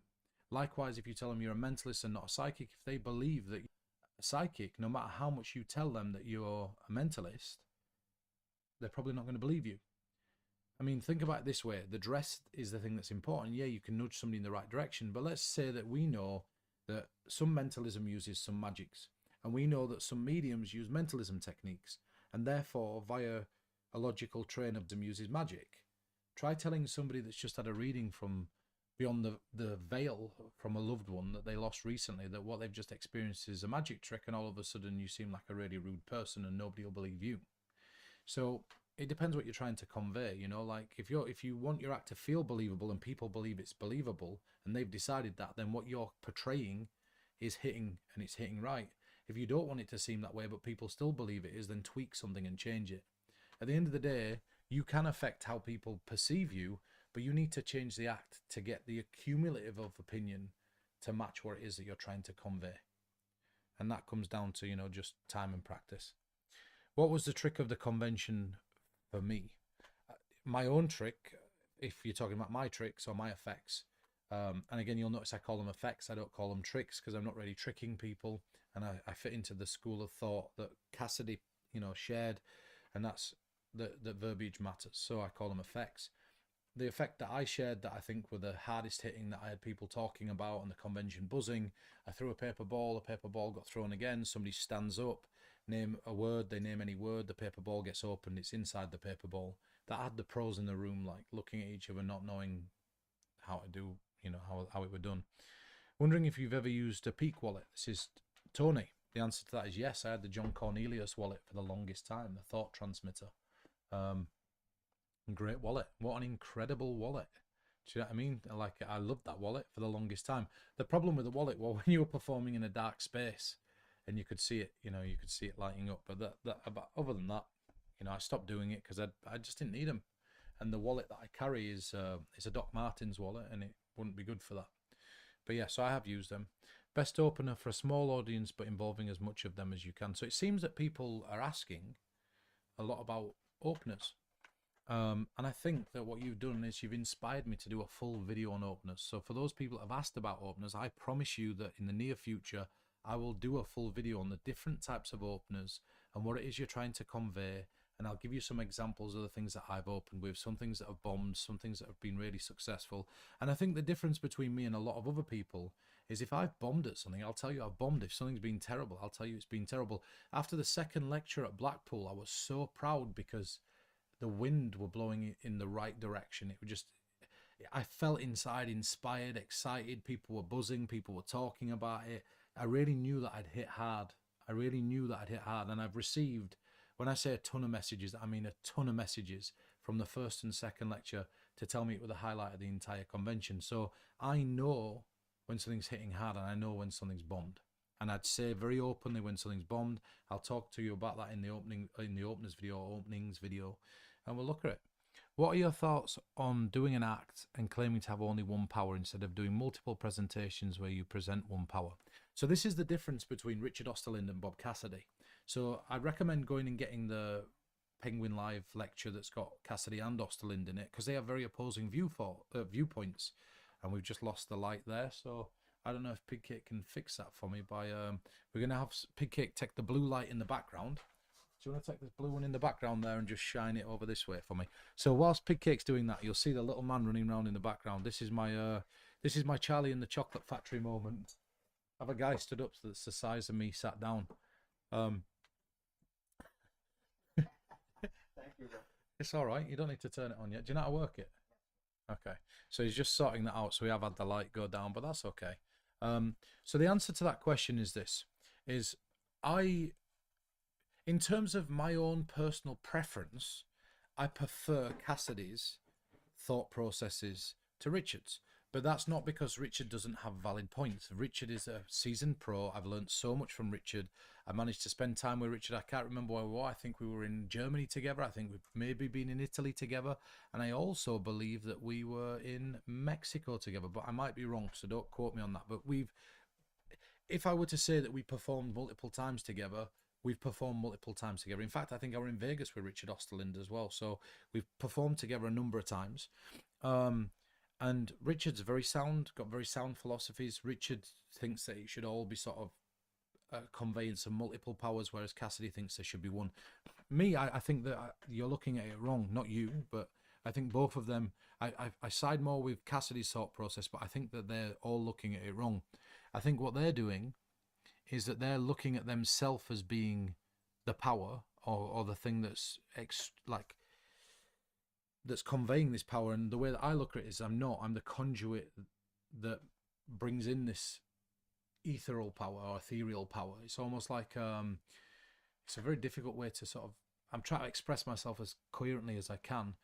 It's almost like things that are happening around us, and what I'm doing is drawing attention to those things. And I've been around and looked at things a little bit differently for so long that now I see things differently in people. So if you think about the powers that I possess, I mean, I can look at somebody, I can read them. I know that I can do that. So when I'm looking at them, that comes through. But that's because I'm not, just the same as, the line that I used, and it were a long time ago, is that this is not psychic and it's not science. It's the grey area that exists between the two. So I scientifically look at what's considered psychic, and then that's what it is that I try to convey. So the honest answer is this, that I don't really have a limitation. I don't really have a limitation on the amount of powers. but I don't profess to have multiple powers, if that makes sense. I just sort of try to collect in powers from everywhere else, and then when those powers are brought in from everywhere else, I just try to be as shocked as you are, you know what I mean? I'm just a conduit for this stuff happening. So, best effect for a bride and groom on their wedding day. Now, this is an interesting question, and again, it's something I'm going to do a video on later on. I'm going to do a video on this down the line, but I think there's a lot of interesting effects, and one of them in Attic Salt is called Lost and Found, and it were based on Andy Nyman's Mr. Saturday Night or Mr. Right. I can't remember if it was Mr. Saturday Night or Mr. Right. I think it was Mr. Right, I'd like to say, but that were a really strong effect. And basically, let me outline the effect for you. I don't need to go into the method. You have 10 pieces of card, and straight away for those people that are there going, oh, let's get through to the end. There's the bride and the groom, or there's the partners, whatever, and you've got 10 pieces of card, and these get mixed up. And I asked the question, out of the two of you, who is it that wears the trousers in the relationship? Which gets a little bit of a laugh. Usually one person will look at the other, they might say both of us. Say, okay, so you're both going to make a decision. If you were offered 3 blind opportunities, opportunity number 1, opportunity number 2, and opportunity number 3, and you knew that one of them were going to be detrimental to your future, which one would you get rid of?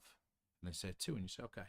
Now they mix these cards face down, and you say, push one out, and out of these cards, push 2 out, which one of these do you get a negative feeling about? So they eliminate these cards one at a time, all the way down to just 2 bits of card. Now you'd have to go through the presentation and see me present it, but they're essentially getting rid of all these cards till just 2 are left. Then you pick this stack of cards up and you say, hopefully, when I show you these, none of these people should mean anything to you. And then you turn them over one at a time, one, and it's like the name of Roseanne Barr, Donald Trump, just celebrities that don't mean anything to them.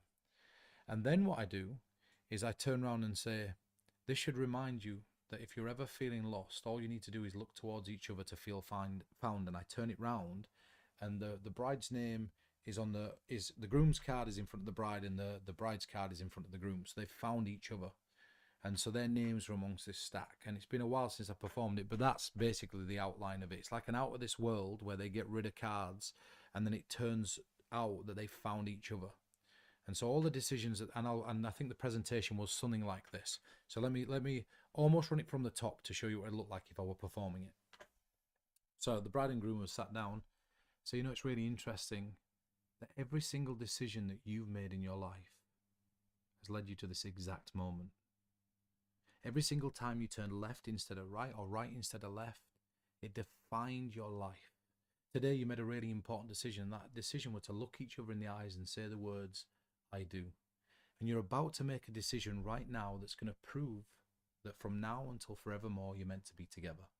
So you could say I went into performance mode there, that'd be the performance. I slowed it right down. Do you notice that, right? When I'm talking to you socially, I'm a bit more scatterbrained, but when I've rehearsed something, I've rehearsed it, and I can speak it and talk it slow and nice and control how I want to present it. So now we go back into performance mode. So I have a question. Out of the two of you, which one of you wears the trousers? And I smile, I get my reaction, whatever. Now, if there were 3 opportunities that were presented to you, and you knew that one of them would be detrimental to your future, would you get rid of the first, the second, or would you get rid of the third? Second, remember that. It's going to be important later. For now, I have 10 pieces of card. You don't need to know what's written on these. It really doesn't matter. But they're going to get mixed up, and I'm going to push 2 of them out. And when I push 2 of them out, you're going to use your instincts to get rid of the ones that you have a bad feeling about. So I mix them, push 2 out. Which one of these 2? And now we go through it until we get down to 3 bits of card. They get mixed up. Earlier you made a decision. You said the second one you felt were going to be detrimental to your future. I'm going to ask you, do you still feel the same way? Yes. Boom, they get rid of that. We pick these up. If we've done this correctly, every single one of these cards should mean nothing to you. I turn the first round. Boom. Second. Third. None of these mean anything, right? Pick these 2 up. Look at them. This should remind you that if either of you are ever feeling lost, all you need to do is look towards each other to feel found. And I turn them round. This person's name is here. This person's name's here. And they've done this beautiful effect where they found each other amongst a series of different cards. I like to perform that. It's quick, it's easy. But it's, again, you can see the difference between me talking to the camera and how I slow things down when I go into performance. It's a 5% slowed down, different character. Let's have a look at this. Hi Pete. So I remember back in the primary school, God, this is you showing me umpteen tricks and trying new ones on me. What made you want to do magic and mentalism in the first place? Wow. So guys, this is eye-opening for people that show you how long this stuff's been going on, because there's actually people in primary school, and primary school for us is the very first school that you go into. I can't believe people are checking in from that. I'm like really happy that these people are still around. But so what had happened, and I don't want to get into too much detail on it, but you'll know if you're at my primary school, I grew up with my gran, I grew up with my nan, and I never really had a mum or a dad growing up. And my mum, who again is now, and I don't want to say too much, but apparently seeking legal action for me mentioning this on a documentary. So mum, if you're watching this, do what you want. But yeah, she left us on Christmas Eve on my nan's doorstep.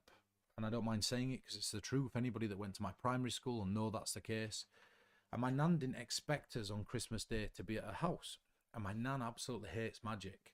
And I won't go into the detail of my mum walking away, but she banged on the door. She left me and my brother.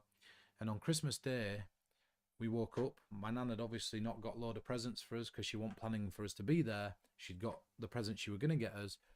And I think to make up for that, she said, you can go through the TV and watch whatever you want. As I'm channel surfing, I go through the channels. I see this like really elegantly dressed, beautiful, like background and this guy. And I'd never seen a person in a suit, ever. I'm from a council estate, I'm from the ghetto. I'd never seen a person wearing a suit. And it blew me away. And then he started making doves disappear and candles appear and canes, and it blew my mind. And it was Lance Burton. And I saw it and I sat back at 4 years old and I knew that that's what I wanted to be. And I've had a lot of loves in my life, from skating to skateboarding and fitness and then eating and other things. And magic's been the one that's seen me through all of it. You know, it's been the one that's been there for me. And every time I feel down, I can dip back into it. And so, yeah, it stayed constant throughout my life. And to be really fair, if I'm really honest, it's been the only love that I've ever really had. And I've said that before, but it's 100% true. And and when I say it's afforded me, I don't mean financially. I don't really care too much about money. I've never been financially motivated, but it's afforded me the ability to be able to have a life where I can do things that I want, like this, like recording these videos, like sitting here and just talking to a camera and people tuning in from all around the world to listen to what I've got to talk about. That had never been a possibility if I hadn't just decided on that day that that were going to be my life. And that's why sometimes I say, you know, I think things are meant to be, and this is one of them. So I hope that answers your question. I need to divide the zodiac signs into two categories at the beginning of effect. How can I figure out if the spectator sign begins in category A or category B without being explicit? So a lot of the time that happens when you're separating them into two boxes, that what people do is tend to use the halves of the year. So it's really interesting. I think what people do there is they either ask if somebody's born in a particular half of the year, or they try to fish for it. And I think it's the wrong way around. I think every person that's ever done it's done it the wrong way around. And that's, again, my opinion. I think it's really interesting to ask who here feels that they're intuitive. Somebody puts their hands up and you say, okay, I want you to intuitively ask yourself, do you believe that I'm born in the same half of the year as you? They're going to say yes or no. Then you say, okay, well, now we'll start to hone in more. If you were to specifically focus on the exact month I was born, what month would you say it is? Okay, now hone in on the date. What date do you think I was born? And then they tell you and you say, look, I'm not going to confirm if you're right or wrong, because it really doesn't matter. Because inside yourself, it were those feelings that you used to be able to get down to that exact date. And if you don't mind, I'd like to try to use those exact feelings to figure out yours. And now what's happened is the person, without knowing, in reverse, is if they've said, yes, I think you're born in the same half of the year, this is the month I think you were born and this is the date. Because they're solely focused on getting down to the date, they've just told you were born in the same half of the year. If they've said May, like, you know that it's the first half of the year. If they've said October, you know it's the second half. They said they don't think you're born in the same half of the year and they give you a month, just got the opposite half of the year. And now what you've done, you've divided under the subterfuge of them figuring something out, exactly which half of the year they're in. So that then divides them into a separate half. I think everybody goes around it the long way, but I think that's more interesting as a lead-in, because you're not confirming whether they were right or wrong, but by you doing what you do and proving you've got their date of birth, a little leaning and saying, you did get my date of birth, a little whisper like that makes them leave thinking that they have that intuitive ability as well, and they'll go around telling the story. We sat there and I guessed his date of birth, he guessed mine, and now you get credit for an experience that never really took place. So I hope that helps you. So can you give a few tips on making skeptics more susceptible to cold reading? And that's from Jonathan. The answer, Jonathan, is don't. Don't try to waste your time. I learned this a long time ago. There's an expression, the squeaky wheel gets the grease. And the idea is that what we do is there's 4 wheels on a cart, and we focus on the one that's squeaking and we give it grease, and then we forget the other 3. If somebody's a skeptic, what you can do is you can use that skeptical nature to your advantage, and I think play into it. Instead of trying to figure out that this person needs converting and this, that, and the other, they've already decided and made their mind up. So that's all right. Just say to them, like, I'm going to show you something to see how this could look. And frame it as a psychological reading, not a psychic reading. You see how interesting that is? Because if you approach it scientifically and you say to them, I'm going to evaluate you like a psychologist would, this is almost the psychoanalysis of your character. Then what you're doing is you're psychoanalyzing them as somebody that's from a therapy background as opposed to a psychic one. And then when you get those hits and you make out with pseudo explanation, oh, it was because of this that I thought that, it was because of this that I thought that, those skeptics are more likely to believe the cold reading that you're expressing than trying to convert them to believe that what you're giving them is a cold reading that's accurate. So what you've done is use the same techniques, but you've dressed it in a manner that they're going to accept it. So I hope that answers your question. Everyone's asking for this Peter Turner rap track. Oh, I've worked on a lot of publicity stunts. This is Blackbeard Magic. Any advice on publicity stunts? Have you ever done a publicity stunt? I've never done. In fact, I have done a publicity stunt. I tell a lie. I think this was 2008, maybe. Am I wrong? 2008, 2000. I'd have to look back. But there's a very old. If you look on the Evening Courier, I got a room full of people. This is way prior to Darren doing it, to predict the lottery on stage in Halifax. 6 people had the numbers beforehand. People rang home to check that, people at home rang home to check that there were no latency or delay on the video screen, and then the numbers came out, and that were it. And it got published in the Evening Courier. But that's about the only time, like cheese. Okay, there we go. I'm just reading another comment, but yeah, so my advice would be, if you're going to do publicity stunts, just think about what's controversial, think about what's topical, and then do something that surrounds that. Because if everybody's already talking about it anyway, and it's a controversial subject, then people are likely to pick up on it, and they're likely to talk about it. And whether you like it or not, Max Major did something recently. Everybody kicked off about it. Everybody went wild about it. It hadn't affected his career, and I'm not condoning what he did. It doesn't matter to me. There's no side of me that cares enough to delve into whether it's right or wrong, because it's not my art. I'm not here to tell anybody else how to do their art, but he got a lot of views because of the controversial nature of what it is that he did. And views are what counts when it comes to publicity stunts. There's a million people that never knew his name before that do now. You know what I mean? So that's it. Why is it so cold in there? It's cold in here because this is my cars. So I have downstairs my Mustang and in fact 2 Mustangs, motorbikes, quads. So I'm above my workshop. This is, I converted all this, and I'm going to do a video in future on the conversion of this and how you can make your own studio like this. But I live in the north of England and it's freezing. It's winter time here. I have a little heater down here below the table that you can't see. But yeah, it's not stopping the cold from coming in, to be honest. Do you have a Patreon planned? I did do.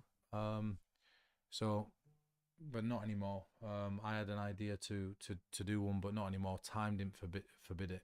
Any ideas for a quick football-related propless routine? Something to do down the pub with the lads? Tom, send me a message about it. I'll send you something you can do down the pub with the lads. Or let's meet for a beer, and then I'll show you something that you can do down the pub with the lads, and I'll help you do it.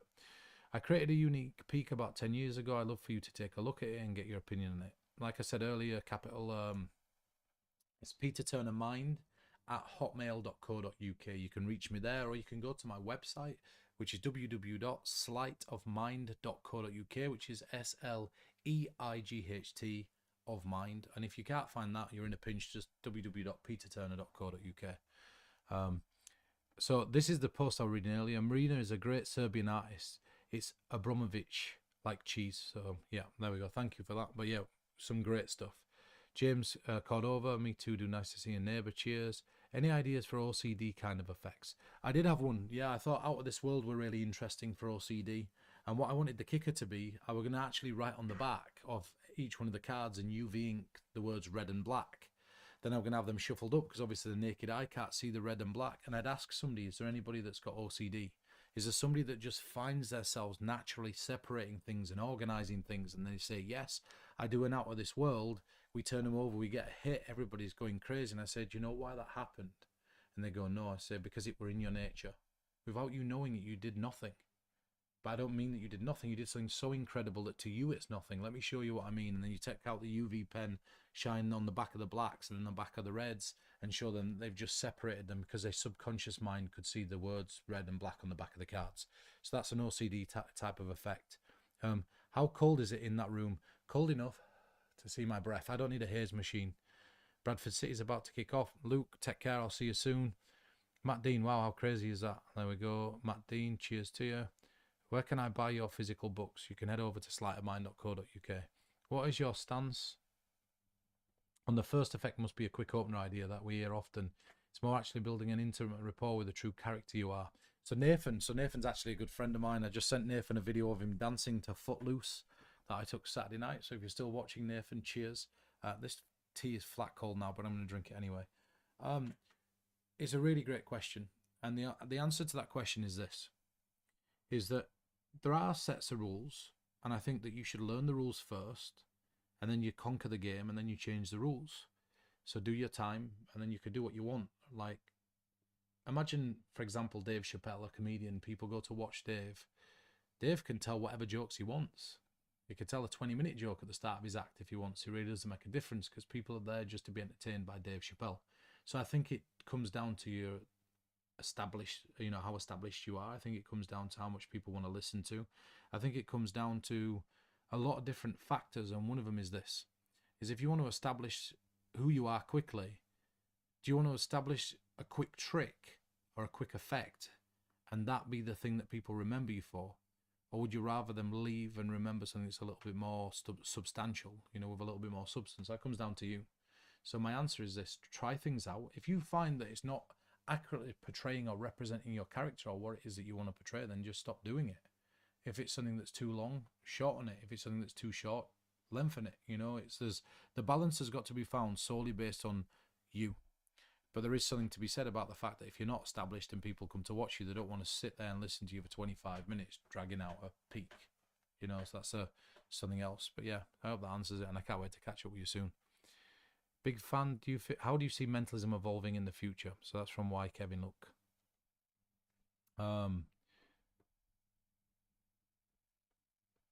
We talked about this, Matt. I think we talked about this. But to go back to, I'm getting distracted now by all the comments coming in. But how do I see mentalism evolving?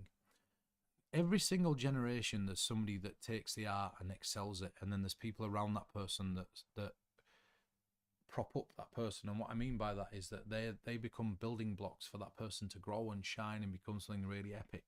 And the way that I see mentalism evolving is, as long as we don't fall into the trap of relying solely on self-working takeout mentalism, I think there's so many ways that mentalism can evolve.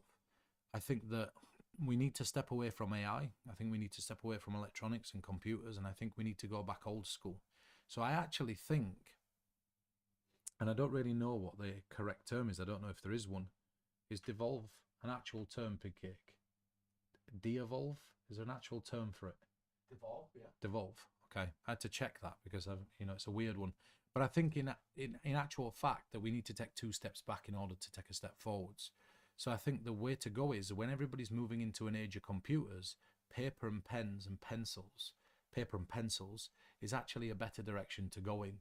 So I think to be seen as something that's advancing or moving this forwards, I think we need to first go backwards.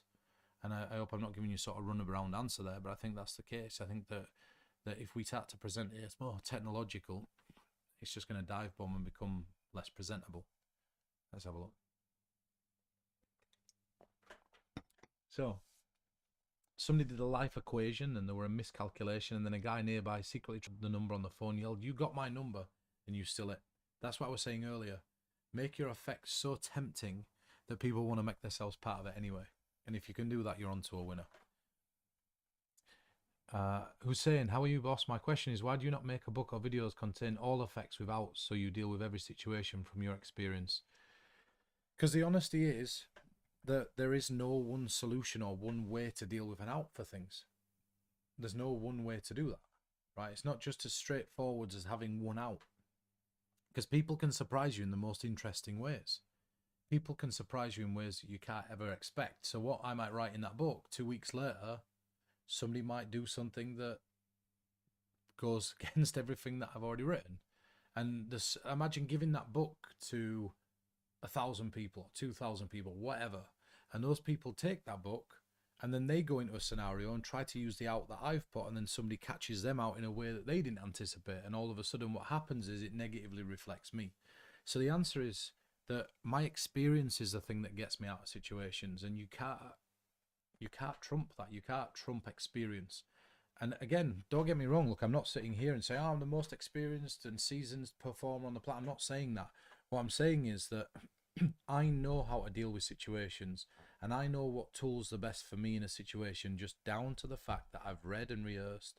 I look at everything retrospectively and I think to myself, this is what I'm going to use in this situation. And another bit of honest truth is, you know, giving somebody a piece of card and just saying write something down is often a good enough out in most situations. So, you know, I hope that that answers your question a little bit. Let's have a look at this. There's a lot of questions here. Which Akan is your favorite, Rise or Atomic? You all right, Pick? You dying from the incense? Which is my favorite, Rise or Atomic deck? Are you asking me out of the two, or do you mean what's my favorite in general? Because if it's my favorite in general, it's neither of those. But Rise allows me to do something that the Atomic deck doesn't. I'll put it this way. Each of them has a compromise, and that compromise is just in a different place. And if you don't know what a compromise is, it's the bit where the method takes place. Arguably, one might be better than the other. The Rise, you never see any other implemented prop in the performance. It's just deck of cards, person deals, there it is. Atomic requires the use of another prop. The other prop in Rise is invisible. You don't see it. But there is always the risk that someone's going to talk about it. So there's compromises on both parts. And I think the honesty is that my version of the Burglass effect, the one that I created years and years before that I never released, that we're doing over Zoom and other things, were better than both of those. I'm not saying that to denounce the Atomic deck. I'm not saying that to denounce Rise, because Rise is a creation of my own. I'm saying that just to be truthful, and also I just think that nobody's going to be bothered wanting to do the version that I do on the lives that I've done on, you know, in the past on video. I don't think anybody would want to learn it. It's a lot of work. It's not just the same as here's a deck of cards, we're going to deal them down. It's a lot of mental acrobatics, and the more streamlined the effect seems, the more acrobatics I've got to do, which then detracts from the presentation. So, but watch my Burglass documentary and, you know, go have a look in there. In addition to openers, what would you be okay doing a video on the approach, as in how to introduce and naturally segue into a routine? Great. Thank you for that, Matt. I'm 100% going to make Pigcake make a note of that. Can you do that for me, please? And I'll make a video on how to approach people, how to get confident in the approach to mentalism, and how to let mentalism naturally find itself. So I've started doing readings, you know, psychic fair in my town. It's very different context, because people already believe I have supernatural abilities. Then you don't need to do anything. Just let them believe what they want, and don't try to change their belief.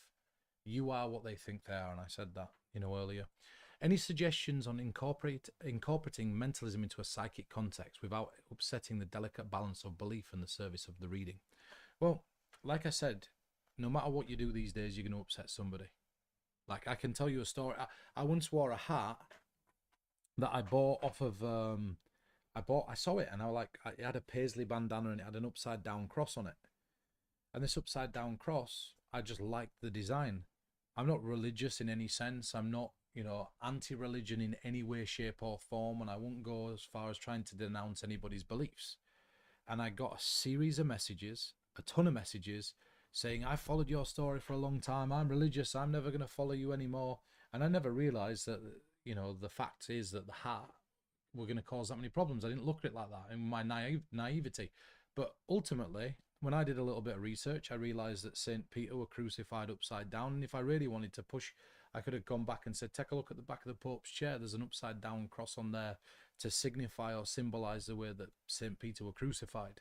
And if I wanted to give it a religious slant, I could have batted back with that. But I just didn't try to justify myself because there were no offense meant in it. So no matter what you do, you're going to annoy somebody, and there's no doubt that me making that comment that I just made will offend somebody. But I'm not here. It's my intention, and if people can't separate the difference between the two, then that's where I think there's something wrong. Is, you know, like if somebody's telling a joke, I get sometimes jokes are very fringe, but you got to look at the balance of that person and understand, is that person actively trying to offend people? If the answer to that question is yes, then do one, get them gone, say what you want. If that person's making a joke that's aimed to please people and aimed to be funny for a group of people, and it comes at the expense of pissing off another group, then the fact of the matter is this, that they've chosen their audience and it doesn't matter. So my answer to you is this, is look, is don't actively go out of your way to ever offend anybody. Don't actively go out of your way to ever denounce or change somebody's beliefs. Don't ever go out of your way to medically advise anybody. Don't ever go out of your way to annoy somebody. If you're making a joke at the expense of another group, I wouldn't recommend that, because that's not my character. It's not me. But you're going to find a balance of people that believe and don't believe. And all you've got to do is walk the line down the middle and let people believe for themselves or not believe.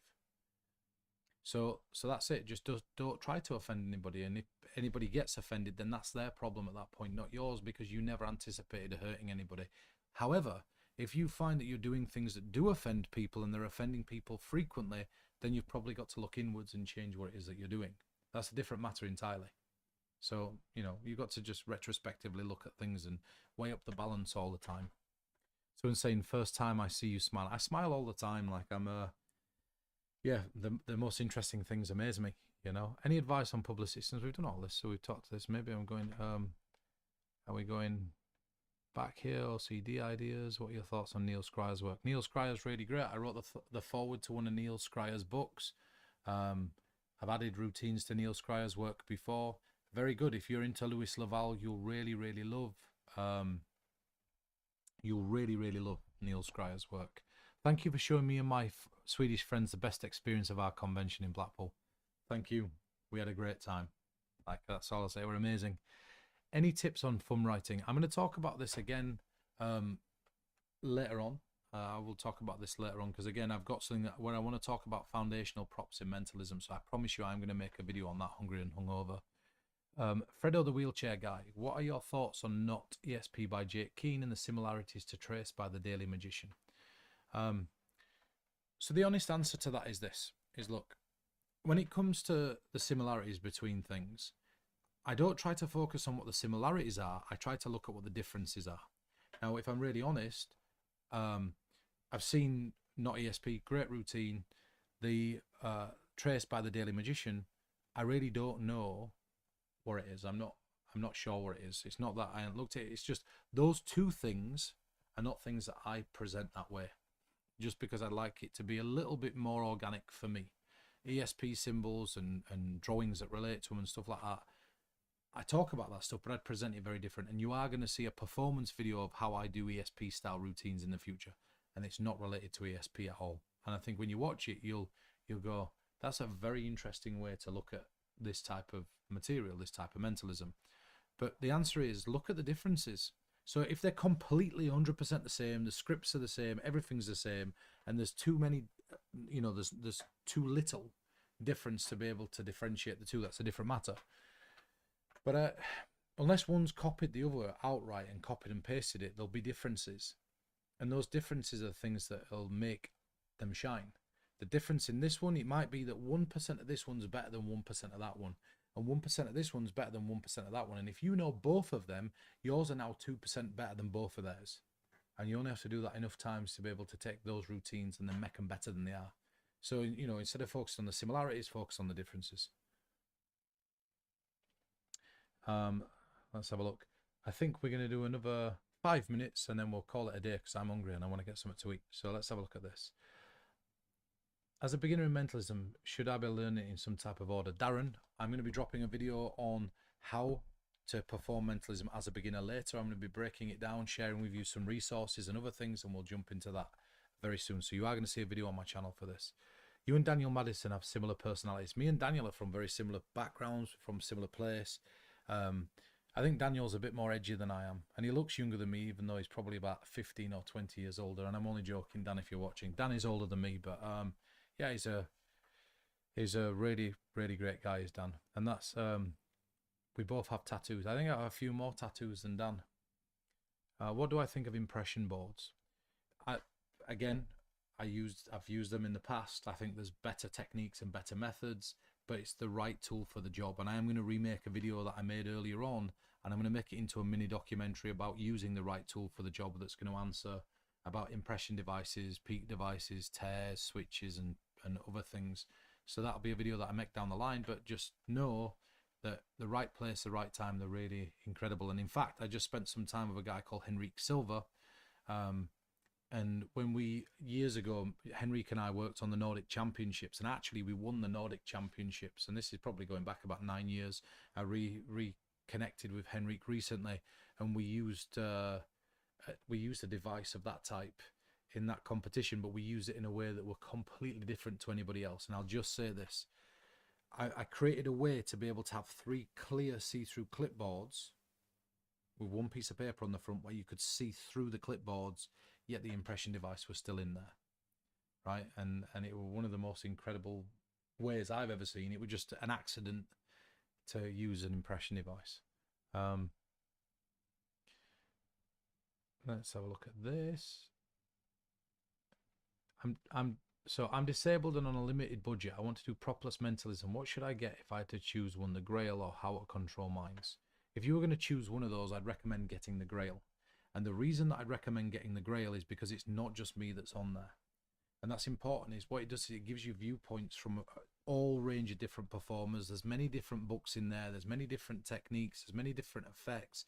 Pin code divinations, name revelations, name divinations, star sign divinations, ESP style divinations, rock, paper, scissors, influence, witch hand, free will, Visa Cabaret. There's just so much in there, from drawing dupes to everything. The Grail, it's got so much in there from so many different artists, different books. And yeah, it might seem daunting or overwhelming, but like I said earlier, just pick one of them that really resonates with you, work on it. Some of them you'll learn in a minute, some of them will take you 5 minutes, some of them might take a couple of days. But just think about it this way, it'd only take the same amount of time to learn a convincing double lift. So that's the one that I'd recommend. So look at this. If I asked you to perform 1A can for the rest of your life, what would it be? It'd be a jazz can. It'd just be made up. It'd be the trick that can't be explained. I think that's the easiest and best. I always wanted to ask this. Should we perform the same magic or mentalism like those in the trend, or should someone perform their own distinct routines or tricks? Completely depends. You know, like it's a trend for a reason. It depends, you know, if it's trending online at that time, then maybe it's good to jump on that wave. But just do it differently to how everybody else is doing it. So something can still be trendy, but you have your own way of doing it. And that's, you know, so the answer is both of those things simultaneously. Do your own thing, but the way, present the trick that everybody else is presenting, but just show your own version of it. And that's probably the best way to look at that. So instead of seeing them as 2 separate entities, put those 2 things together. Let's have a look at this. Do you find that having an accent helps or makes it tougher when performing in America? I feel like my voice isn't as smooth as yours, and maybe the timbre helps soothe people. Thank you. So Ryan, I'm going to be really honest with you. This is not my natural voice. I've said this before in one of the videos. This is almost a slowed down, refined, smoother version of my voice. And I often tell people that as a northerner, if you're performing to people in America or worldwide, you need to slow down a bit, and you often need to change your voice, and you need to learn to accent certain things and change it from what it is. So you do sound slightly more posh, but you never quite lose that northern tone, and people will resonate with that. But just don't lose yourself. I did for a long time. I lost myself for a long time, and there were times when I'd read something and I'd go, the light on the ceiling is something that is both bright and dark at the same time, and it wasn't me. So I've toned it back a little bit, and here we are. So let's have a look at this. Any tips on how to learn and remember the star sign trick? So Patrick, set it as the screensaver on your phone. That's what I've always recommended. That, or just do it over and over and over and over again. Get yourself a stack of cards with the star signs on. Shuffle them, turn over one, do the star sign. If you mess it up, shuffle them, go again. And soon you'll just remember them. It's just one of those things. Do you believe that we have the right to portray what we do as real and that the audience believe what they want to without needing to give a disclaimer? Larry. So, Larry, I love you to pieces, Larry. Larry, I've actually worked with Larry in the past. We worked on a pilot for a television show. Larry's one of the smartest and most incredible performers in the world. So I know he already knows the answer to this question. I think he's just asking me to find out my answer. He probably knows the answer better than I do. But the answer, Larry, is really simple, and it's this. I've said it a number of times. It doesn't matter what you try to tell somebody. If they believe you're something, they're going to believe it anyway. So all you're doing is you're pushing against the grain to try to convince them otherwise. They believe you're the real deal, and you say, no, I'm not. And they go, but you are. And the more you say you're not, that's when you become a liar. You see, it's a really weird, oxymoronic way to think. But when you start to push against the grain, that's when they believe you're a liar. So no matter how much you try to convince them you're not the real deal, when they believe you are, if they truly believe you are, that's when you become a liar. And that's when your credibility is shot, because you're fighting them, you're arguing with them. So what you've got to do is you've just got to let them believe what they want. Look at the beginning of what it is that I say. So I tried to get rid of the label. If you look at the beginning of my Sleight of Mind episode, or the beginning of the Bigger Fish Files episode, and if I put this on TV, or I decide to sign a deal, or I go with any of the deals that I've been offered, it'll probably be the first thing that gets said. I've been called many things. Flash, flash, flash, flash, flash, flash, flash. And it'll have different things: liar, con man, psychic, medium, magician, jester. And I'll put all those things up on the screen. And then it says, but the best way to describe what I do is just to say that I read and influence people. Because the fact of the matter is, I'm open to the fact that people have called me what they want, and people watching it are going to believe what they want, right? So I think that negates me giving a title like psychological illusionist, or mind reader, or mastermind reader, or mind manipulator. They always have this beautiful alliteration, mind manipulator, but for me, it's just that. I've been called many things, but it's probably easier to just say that I read and influence people. We all have a secret. The question is, can I figure out yours? Do you know what I mean? There's something interesting in that. We all have a secret. The question is, could I figure out yours? So I try to think of it like that. So I hope that answers it. Highlight of Blackpool. For me, it was a Saturday night. So after lecturing Friday and then lecturing Saturday, being able to let my hair down. No, sorry, lecturing Friday and then lecturing Saturday. After the lecture, being able to let my hair down. So that's that. Mysterious, and their character are mysterious types. Okay, I like that. How do you deal with people thinking you are something you are not when you read minds? Do you play into it or downplay it? We just answered that. Thank you. I got depressed because of my condition. I can't do sleight of hand anymore. Discovering you gave me the hope to be able to perform again. You see, it's messages like this that inspire me, Jason, to want to keep moving on and to keep doing what it is that I'm doing. And just remember, the only limitations that you have is ones that you set yourself. Right? That's it. And for me, like, I take for granted sometimes, I think that I have certain abilities and I have certain ways to do things, but it's always eye-opening to come back and remember, do you know what? There's people out there that actually do learn and grow from what it is that I'm sharing, and that's why I keep doing what I'm doing, and that's why I keep sharing what I'm sharing. It's because of people like you. So I want to thank you, because if it wasn't for you, I can promise you now, there wouldn't be no me. So have a look at this. Great Q&A. Did you end up getting my ebook in your email? I haven't checked yet, but I will do. Your accent, this is your accent toned down. How that's funny. Yeah, that's it, toned down. You should hear it. I tell you what, you should, if I rang one of my friends now and you listen to their accent, you'd understand. How do you think name and place is still one of the greatest tricks in mentalism? Because it's simple and it's straightforward. I just don't like that it's a name and a place. I think any other two pieces of information that's more relevant is better. Let's have a look at that. You're a real one. You're the real one. But yeah, I think that this is a good time to call it a day. I think we'll do more of these lives. So this is what I want from you that's watching. Firstly, if you're watching this and you want to keep seeing these lives, please subscribe to my channel.